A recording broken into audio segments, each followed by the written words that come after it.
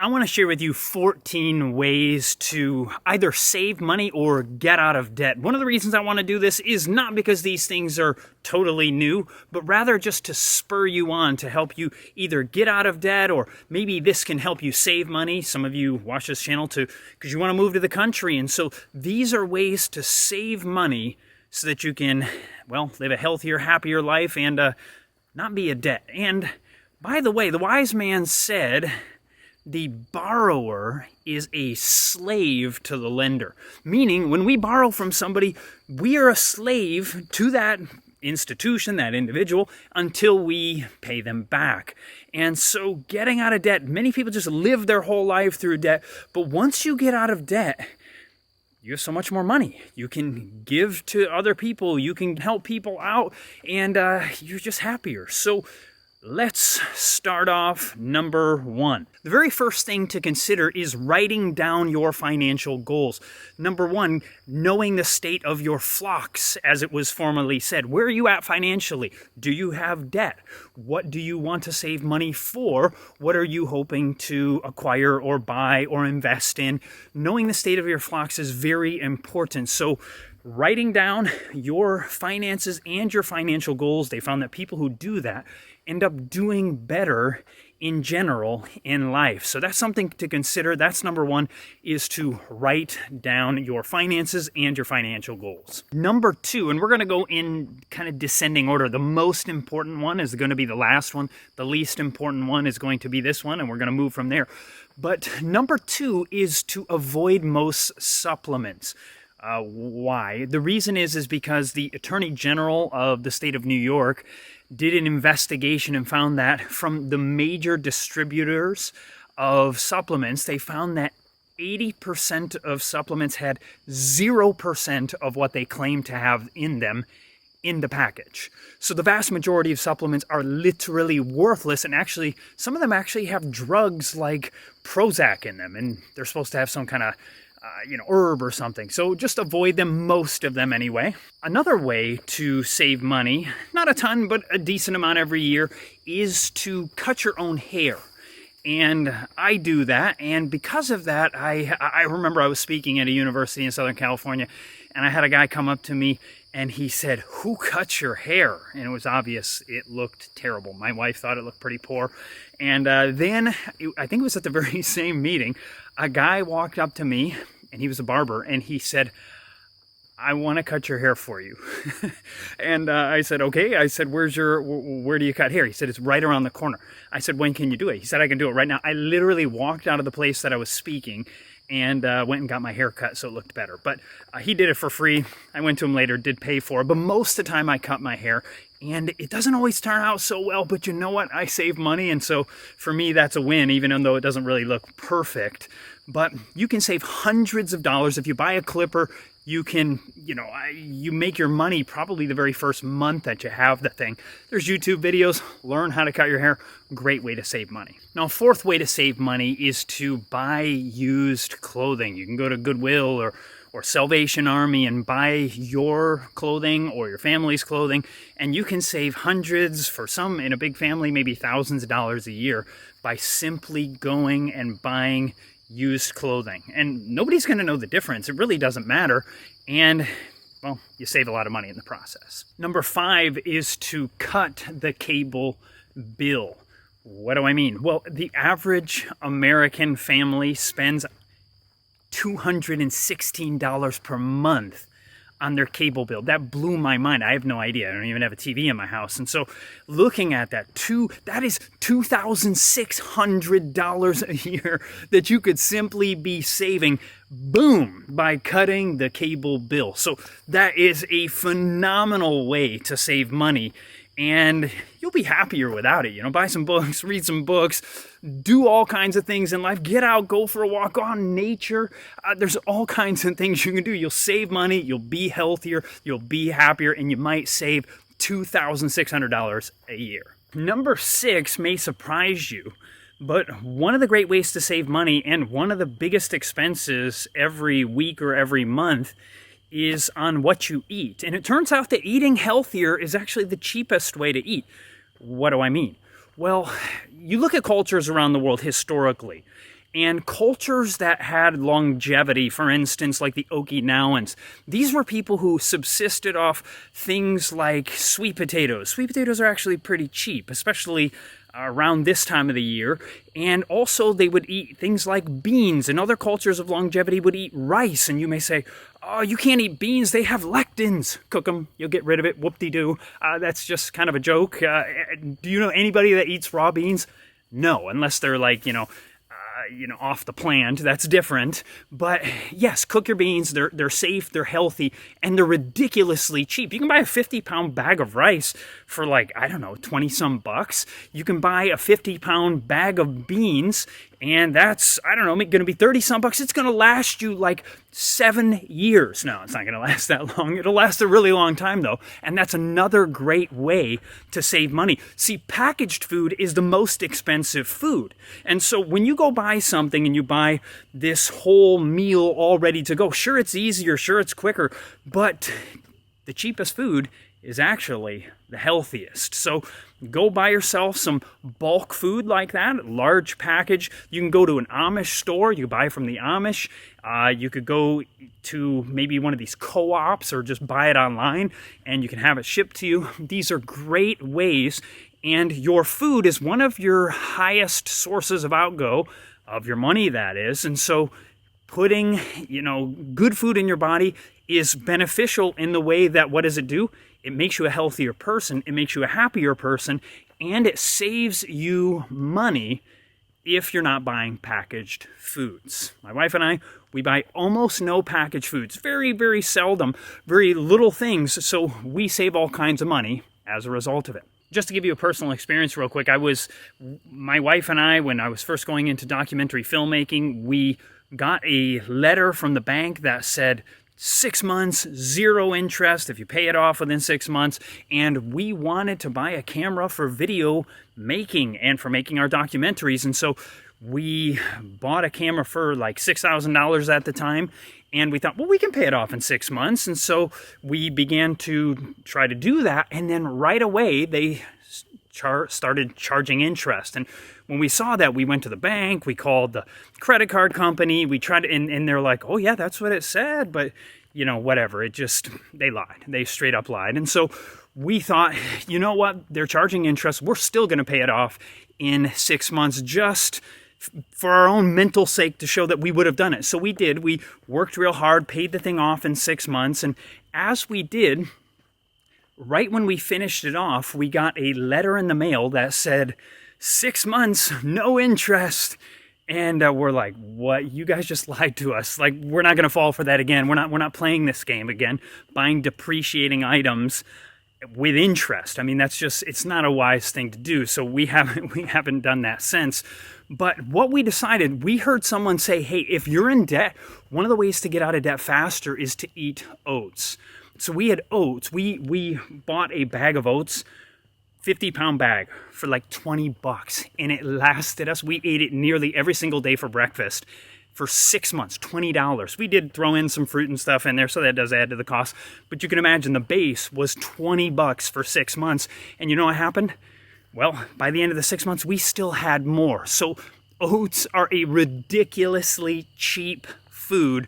If you're in debt and you want to get out faster, buy some oats. Number 7 may be a bit of a surprise, but it's called intermittent fasting or time-restricted eating. And research actually shows that there's tremendous benefits to intermittent fasting or this time-restricted eating. And my wife and I, we do what is considered by research the healthiest form of this time-restricted eating. It's called early time-restricted eating. What that is basically we eat our meals within the first half of the day, and we don't have a third meal. So we don't eat at night. And so you potentially save 1/3 of your income on the food that you consume because you just don't eat a third meal.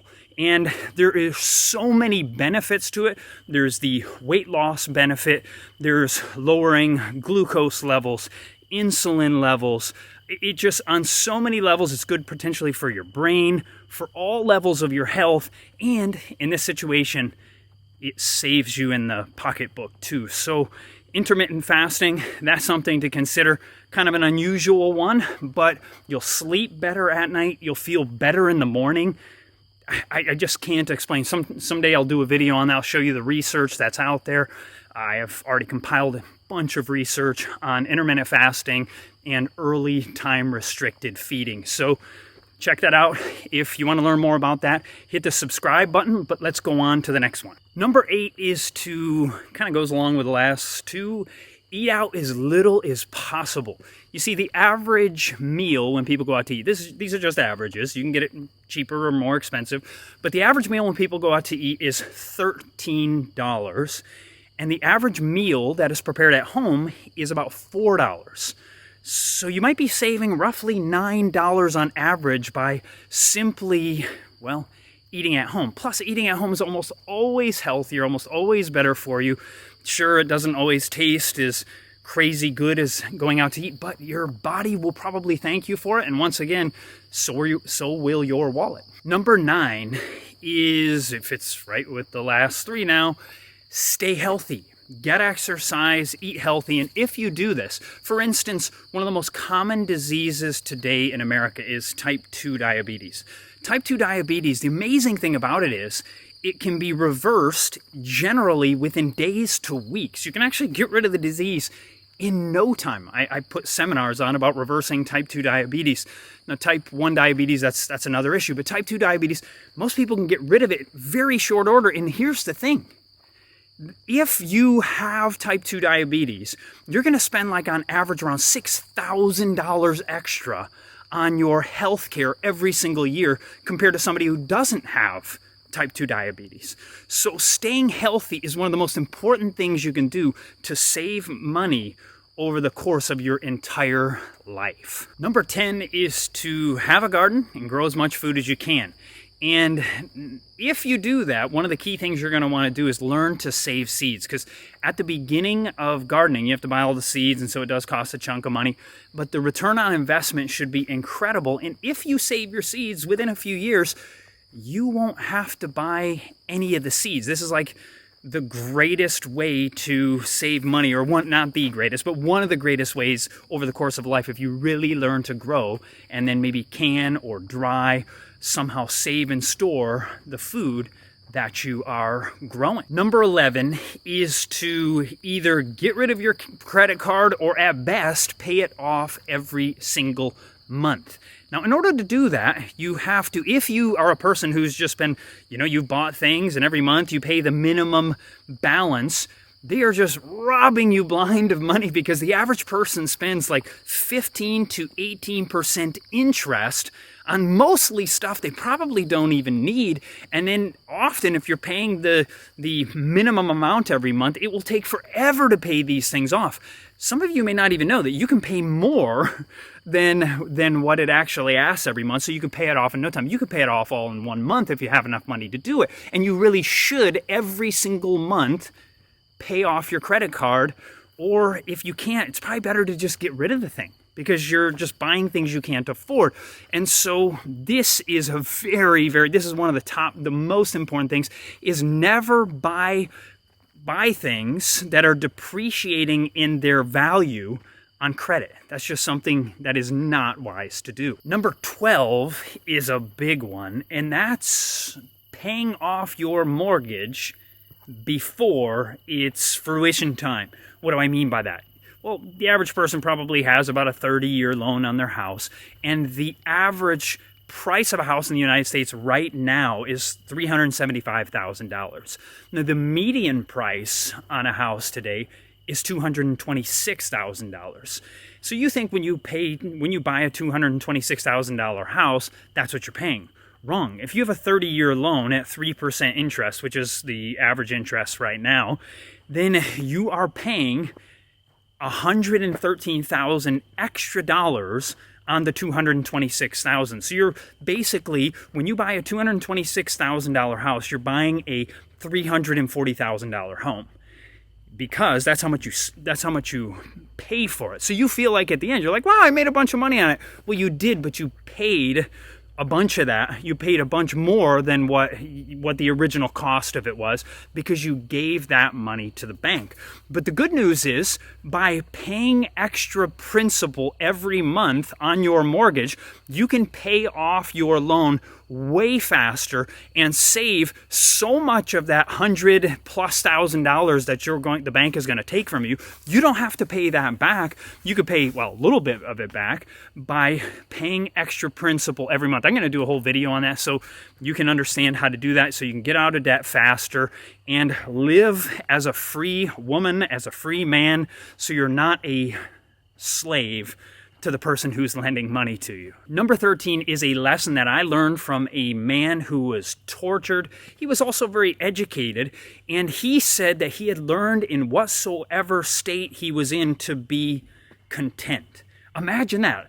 Meaning in every situation, whether it was torture or whether living the good life, he said he learned in every situation to be content. Now, thinking about that, people today often they hear, oh, a new iPhone is coming out, and so they have last year's model, but the new one, the camera is just tiny bit better than the last one, and oh man, that would be great, wouldn't it? No, you're gonna get it and you're gonna be like, oh, I can't even tell the difference between the last one, right?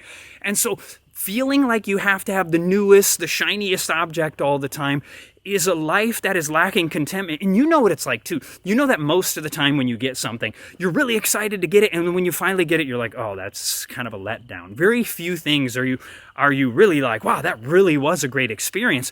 And the point being, learning to be content is one of the most important ways to be happy, but also to save money. Now, the next one is one that you may not love, but you will if you actually try it out for a significant amount of time. At first, it'll be hard, but number 14 comes from the wise man also said that surely the plans of the wise man leads to profit, but the hasty is led to poverty. And what do I mean by that? The plans of the wise leads to profit. So planning for your finances. How do you plan for your finances?